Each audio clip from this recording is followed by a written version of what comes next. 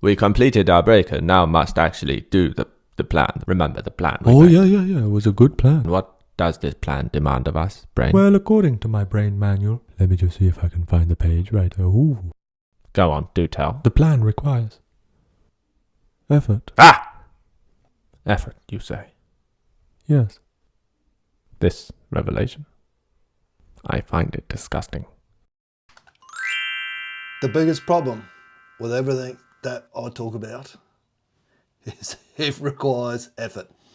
All right, every leader on site is creating dependency some way, shape, form or another without even knowing it. I caught myself doing it this week 3 times at least. One of the key reasons why I now wear this around my neck a lot of the time when I'm working with a team is to remember to go into coaching mode and not into telling mode.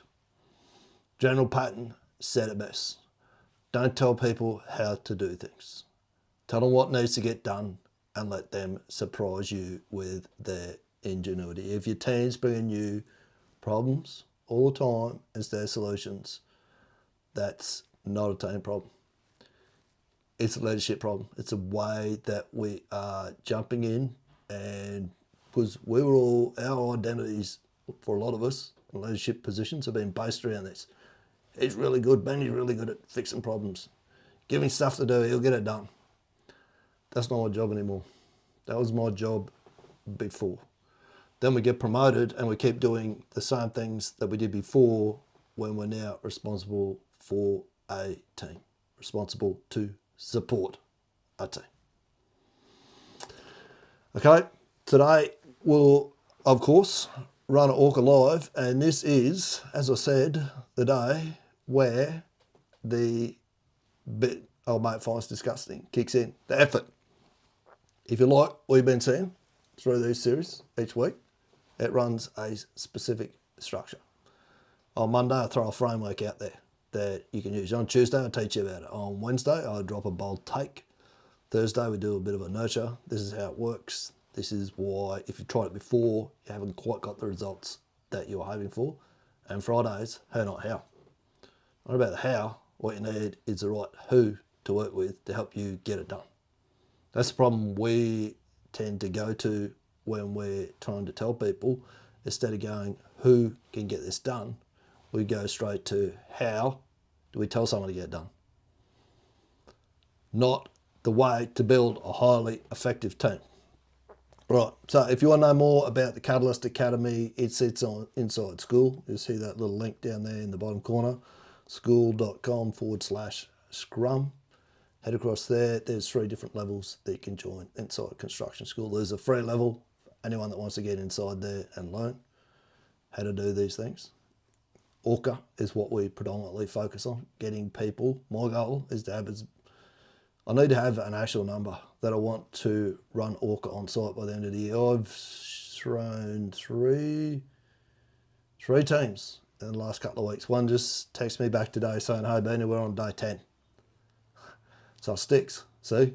Because I put up my streaks, how many days I've done what.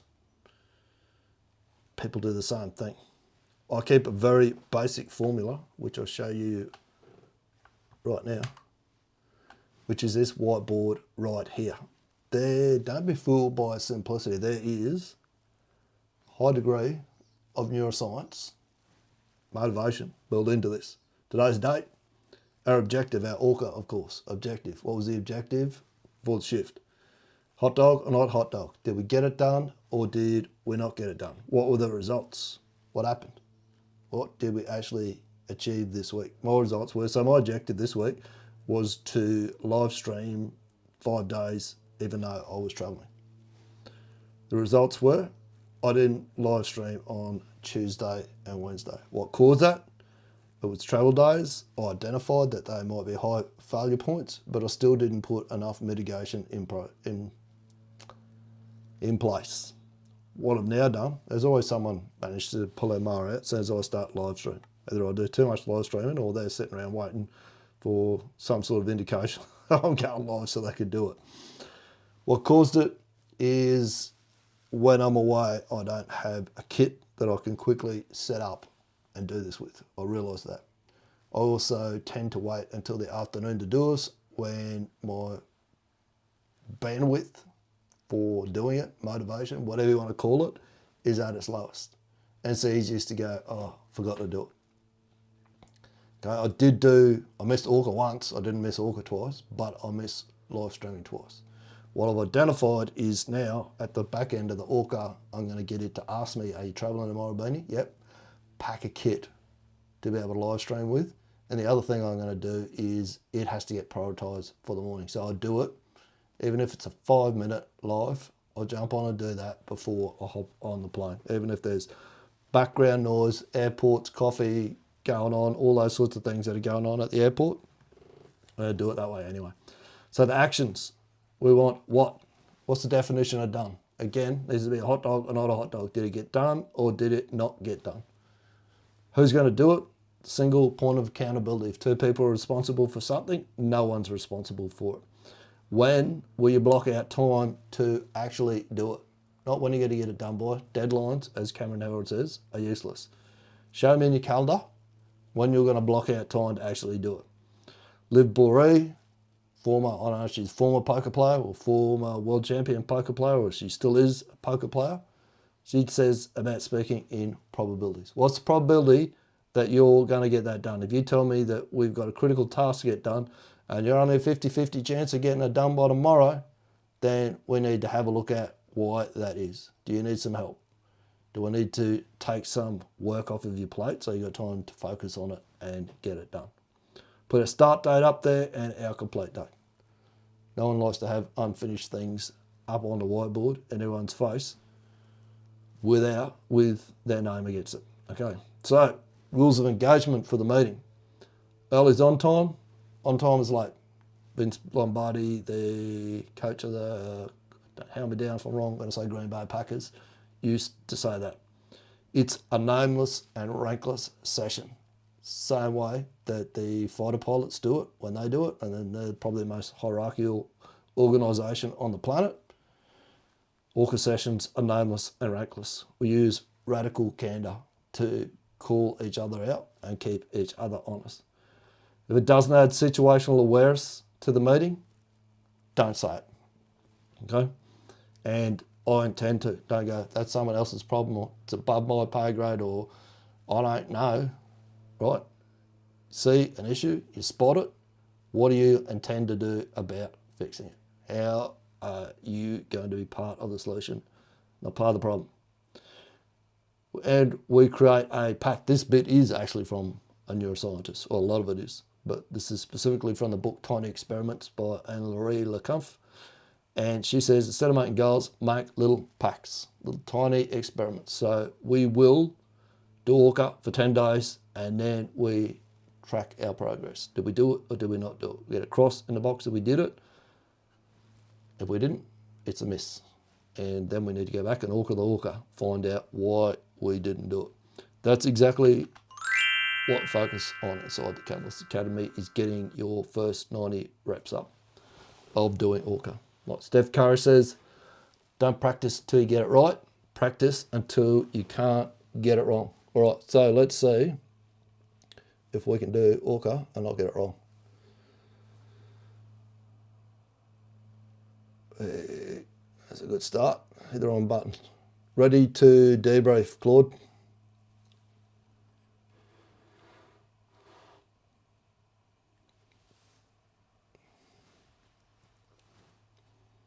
And so you don't have to do it with AI. You could do it with, just copy that board. That's why I created that little diagram there, so that you can go and don't have to think about how you set your board up. Copy that. You copy that and you set your board up like that, your board's going to be better than 99.99%. 95% of statistics are made up on the spot, but this one's not, right? That'll be a better setup board than 99% of boards you will ever see on a construction site anywhere. Welcome back, another ORCA Live. April 17, 1% of your day, audience live, debrief, real work, real results, let's go. Step 1 is the objective. We're locking in exactly what we set out to do today. Beanie, what was today's objective? Today's objective was to rewrite the code with Claude for you to put a stopgap measure in place when I'm traveling to make sure they've got the gear that I need to be able to run a live. A little bit of transcribing to do, thinking hard. Let's see what he says about that, or she says about that. Good objective, rewrite the ORCA live prompt with Claude to add travel day check setup sequence. Did it happen? Yes, it did.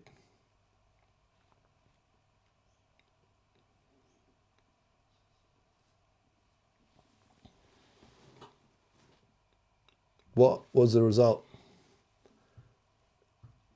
I uploaded the code, and the result we'll find out at the end of this, because of what I've done is ask you to ask another question about whether it's a travel day tomorrow right at the end of this session. So we'll see if that happens.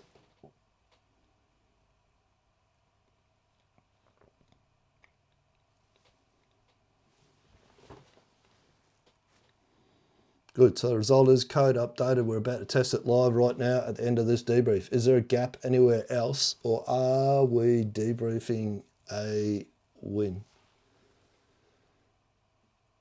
I think we're debriefing a win today.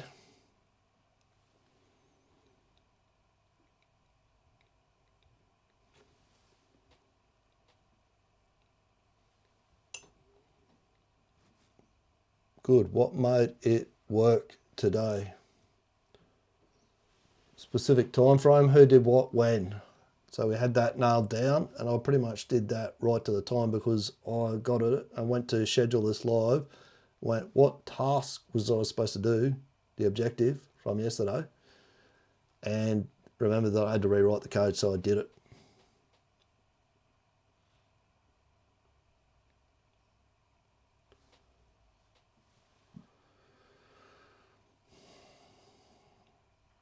That's your root cause of the win. Clear who, what, when from yesterday's action meant the task was front of mind when it mattered right before going live. That sits in plan communication, specifically the action, specifically objectives and standards.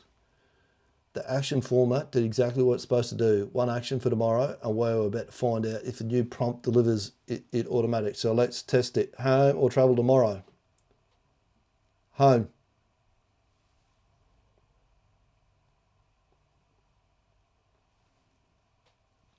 That was the question that I asked it to put in. So it would give me a prompt. If I said travel, I'll ask it. Perfect, home day tomorrow, no travel kit needed. See you tomorrow's 18 days. If I had have said travel, what would you have done? Just so we can test this to make sure it's all working as we want it to.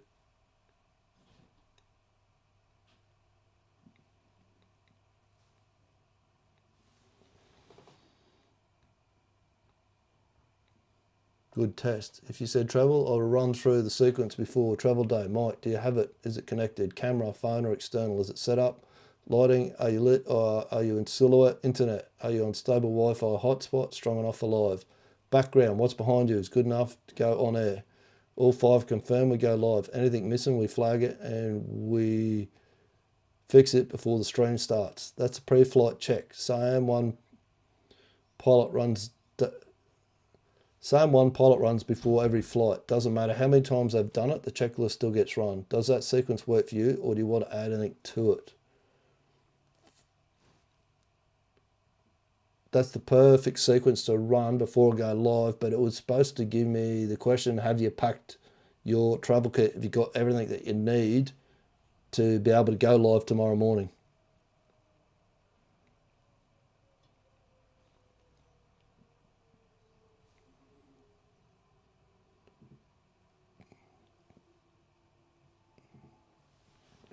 Do I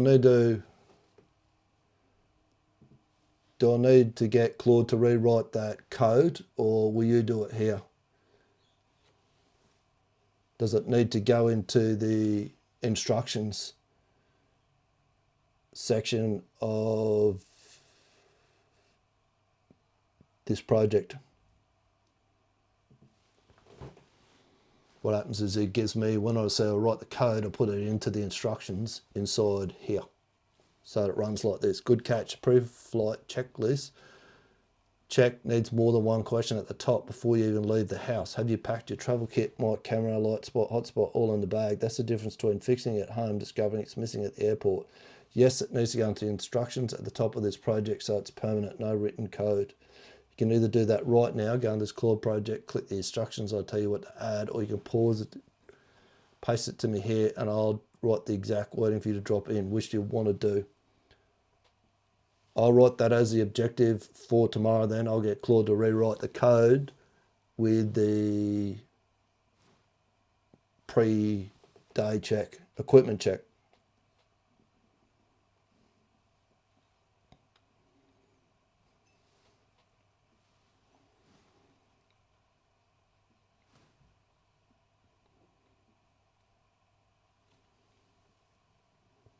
And days complete. The system keeps improving itself. Today we found a gap in yesterday's fix and tomorrow we close it. I think we missed something here. Perfect, home day tomorrow, no kids. We actually missed a step today. So where you go perfect, home day tomorrow, no travel kit needed, see you tomorrow for ORCA Live. We never actually said, until I just said then, I was going to fix that code. We never set an objective for tomorrow. We spoke to yesterday's objective, but we never spoke to tomorrow's objective.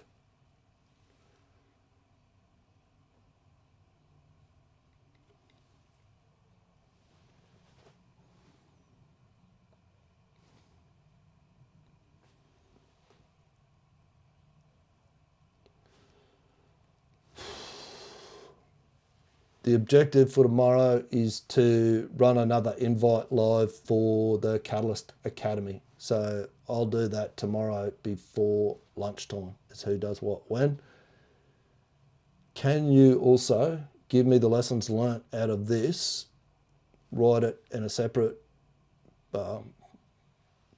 comment box so that I can copy and paste it. I'll give that back to Claude to rewrite the code for the couple of things that we missed today.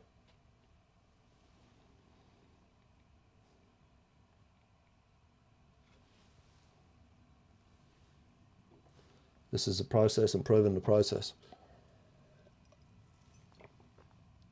Here are the lessons learned from today. Copy paste this. 2 gaps identified in the current ORCA Live prompt that need to be added. Travel day equipment check. And Benny says travel to the home, travel to us. The prompt must ask, have you packed your travel kit? This must happen the night before travel, not on the day. Tomorrow's objective at the end of every ORCA session, after the action is locked, the facilitator must ask, what is the objective for tomorrow? This closes the loop and sets the next day's debrief up before the session ends. Both of these need to be added to the ORCA Live facilitator prompt in this project. 18 days, 2 improvements, identified, documented, and ready to deploy. See you tomorrow. All right, certainly will see you tomorrow. And if you want to know more about the Catalyst Academy, reach out with the words Catalyst Academy. I'll send you a little doc so you can have a look, see if it's for you or if it's not. And here's a short video about what it does. Speak soon.